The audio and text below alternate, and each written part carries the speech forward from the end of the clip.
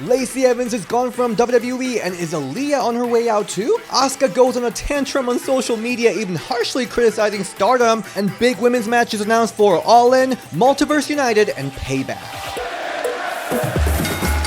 Welcome to Ring the Bell. This is DS. And I'm your dad bod demigod. My name's Joey Mayberry. And this is our news and rumor episode because shits are happening. The tea is hot, y'all. Also, tea's just been kind of the theme on Twitter and everything, especially with Aliyah, just teacup. Yeah, what the hell is going on there? Let's start with the tea that we know what's going on. Okay. Lacey Evans. She's gone from WWE.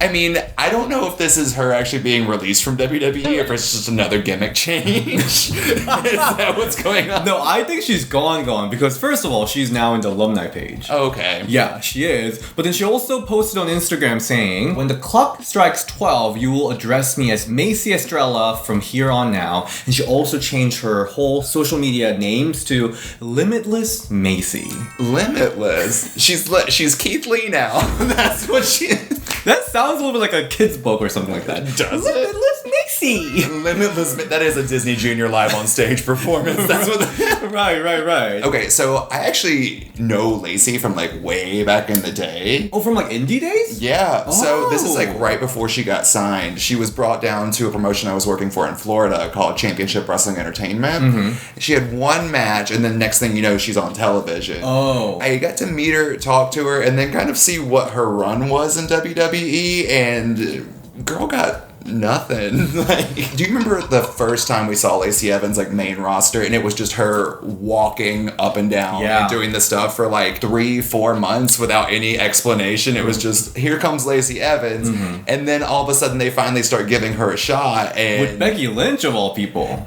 Yeah, with Becky Lynch of all people, and then she had the Rumble spot with Natalya, and everything was just kind of underwhelming, and then from there they just kind of let her fall a little bit. Well, I disagree. I thought her Southern Belle stuff was so clutch, so fetch. That's a Southern thing to say. Bless your heart. It was such a bless my heart. It's not the right thing to say. I thought it was so cute. She was acting like she was wrestlers from 90s. She was dedicated to her gimmick, having issues with police officers, having issue with freaking Cardi B. Cardi B, you nasty. Probably single-handedly ruined WWE's chance of working with Cardi B. Good Lord, I would have given anything for a Lacey Cardi B match. Are you kidding me? That would have been amazing. And she also famously feuded with James Mansfield on Ring the Bell. Oh yeah! Shout out James! And now that Lacey is done, we can finally say it, but apparently Lacey DM'd James and was all really nice about it. Hey, love you, let's have some fun. So based on those stuff, I'm kind of okay, she's taking her gimmick very seriously. Right. She's loving it. The theme song was great. Oh yeah. I love Like a Lady. That was the best part of the whole gimmick, was her strutting her stuff, but I just feel she never really got a proper kind of storyline. Everything kind of felt like it just dropped out of nowhere. I mean, the Ric Flair pregnancy storyline. I'm so glad that didn't happen. Then when she was to the entrance, she was that was some good shit. I've seen Lacey Evans' butt gif way too much. I do agree with you with the gimmick change. I feel that was a downhill. It was very back and forth, because at first they're trying to make patriotism and then her oversharing her personal trauma. Oh yeah. That's what Gigi Dolan's doing down in NXT too. It's just they're talking about all their childhood trauma, all their stuff, kind of expecting people to connect with that, but and Liv Morgan did that too. But the thing is you can't just tell us all our trauma. It's we're not your therapist. We want to connect with you from what you do in the ring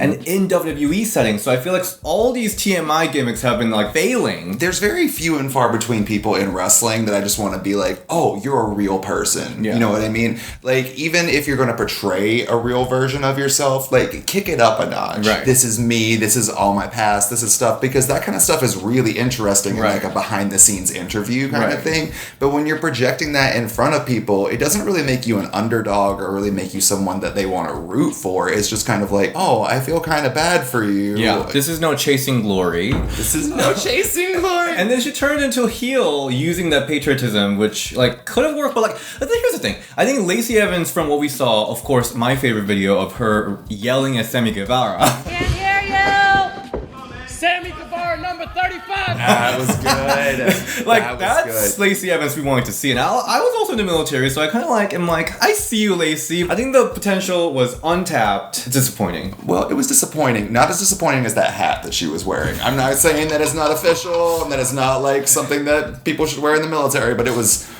Oh, girl, that was a look. Well, she's happy because she now opened a coffee place. She opened a coffee place called Sunny Summers Cafe. It's opening this weekend. Oh. At Beaufort, South Carolina. Beaufort. So here's the thing. I'm from South Carolina. Oh, you are? Yeah. It's Beaufort. Should we go? What? To Beaufort? Yeah. No. Macy, if you invite me to your cafe for a little kiki, sit down interview, I'll be there. I'll be flying out there. You have fun in Beaufort. Make a nice little 4-hour drive up to Charlotte. That'd be really better. But next news is Aliyah. It's a little bit unclear what the hell is going on. So Aliyah has been gone since last September when she lost her tag team championship. Since then, she's been gone. It's wild to think about, since she's been gone, the lineage of the women's tag team championship. Yeah. She started tweeting last week about how she's gonna attend this Toronto SmackDown show. So Aliyah's from Toronto, so she says she's gonna attend the show as a part of a crowd. Okay. And then she's trying to start this campaign by do people still make sign? How do you not get confiscated? She's trying to stir some shit up. I kind of love that. Well, it didn't work out for Enzo Amore.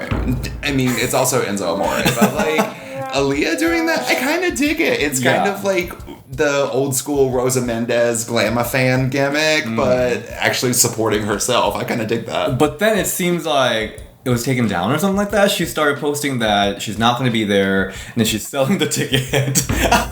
And then she's now posting about how she's not returning. I even tweeted her girl, are you returning this Friday? And then she was like, no. And I'm like, do you need some rescue mission? Because I'm like, what is going on? She used this gif saying, this is a case for the FBI.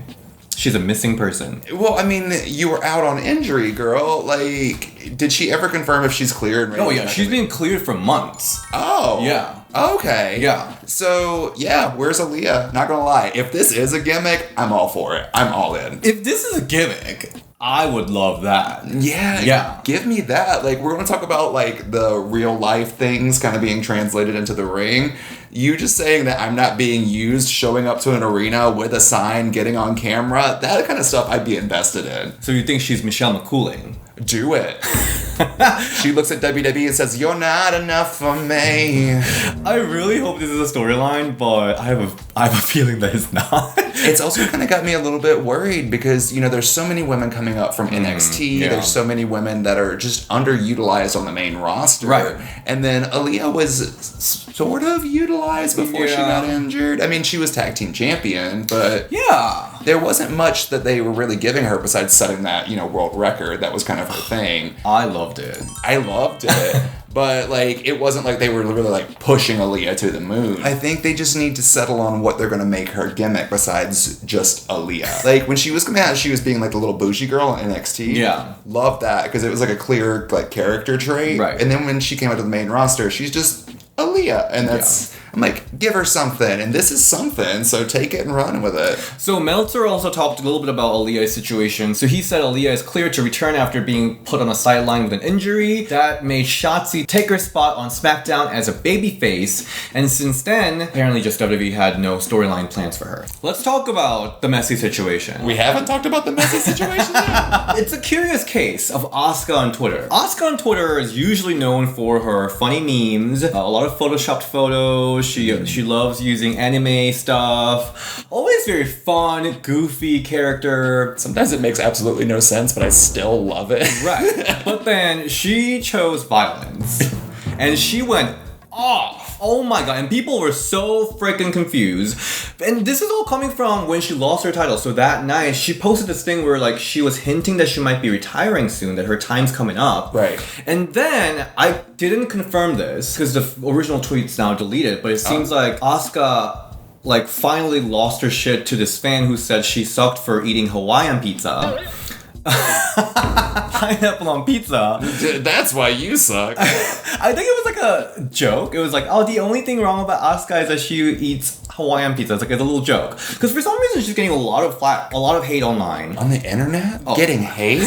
She like snapped and she started tweeting all these stuff. There's a lot. There's a whole lot. Are we going to do a whole read through of the list? It doesn't do justice without reading all this. I don't flatter anyone. Even in Japan, the media hated me because I don't flatter the media. In Japan, everyone was flirting with the media except me. I fought the media alone to take care of my fans. And then she, out of nowhere, started attacking the company that women's wrestling fans are like off about.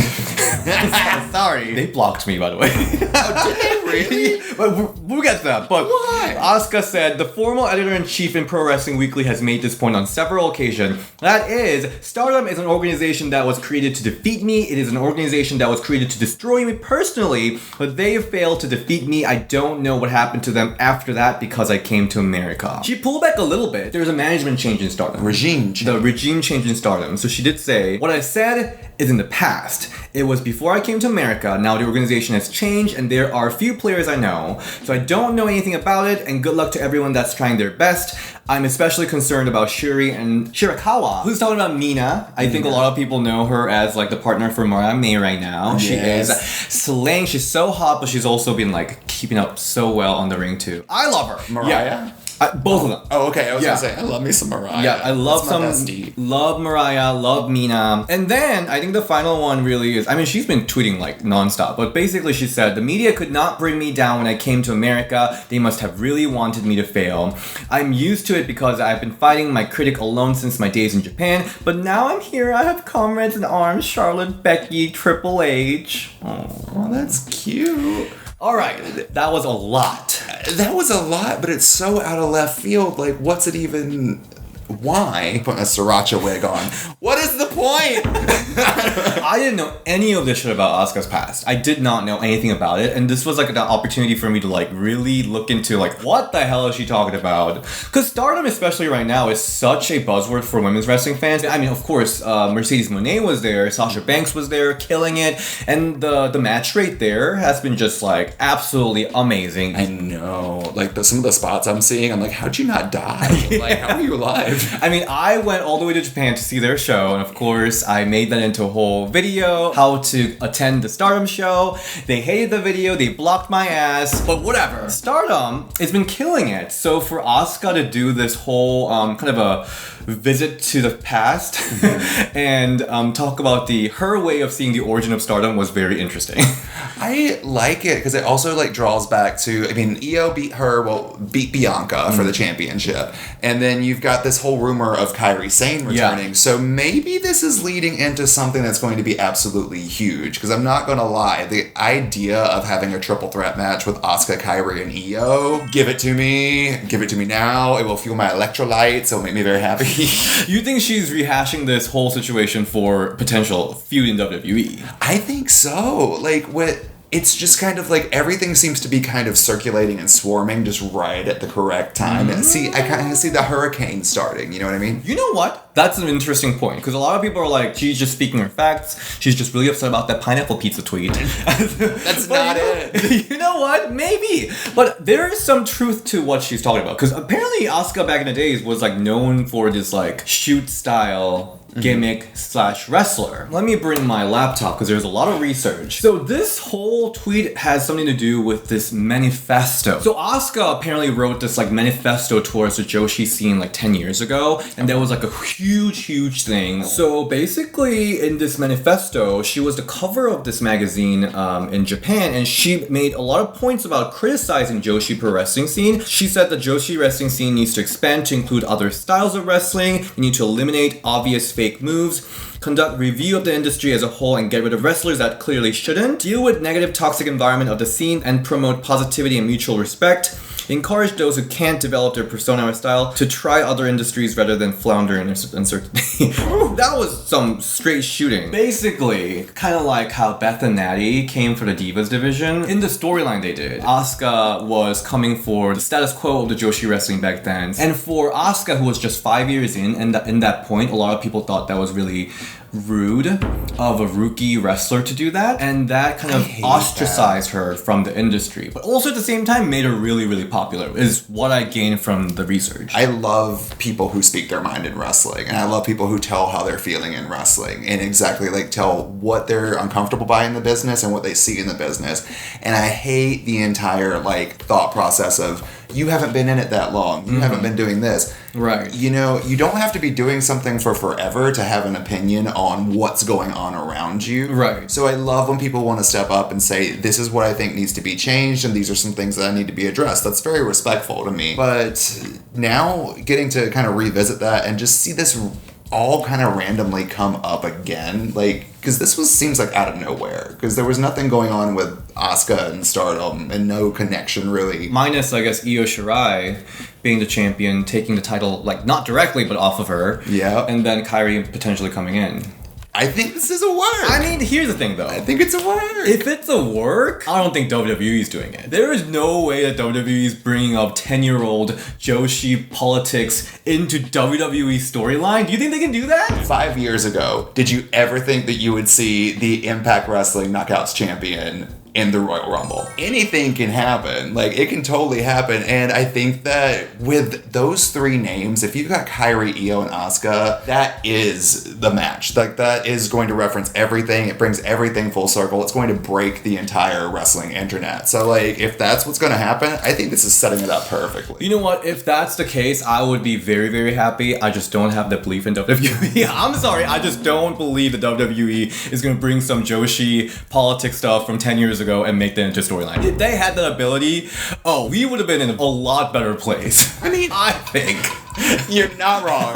You are correct. But, like, I don't think they're going to bring up, like, all of that history. Yeah. Probably not. But having her randomly start, like, bringing up little tidbits from it and bringing up things of her past, but they can totally be like, yeah, we knew each other from all the way back then and make this triple threat. I love that. I always loved Asuka and how she, like, killed it in NXT and she's been so lovable in WWE main roster. But this shit, I had no idea about how, like, she spoke against the whole authority back in the days. And you know how wrestling industry is like. Yes, they are all about protecting the industry. Even when Christy Lita, Gail did that kayfabe project, the wrestlers were very much unsupportive because it's about, like, protecting the industry. So it's for her to do that 10 years ago in Japan, Japanese wrestling scene that is very much closeted.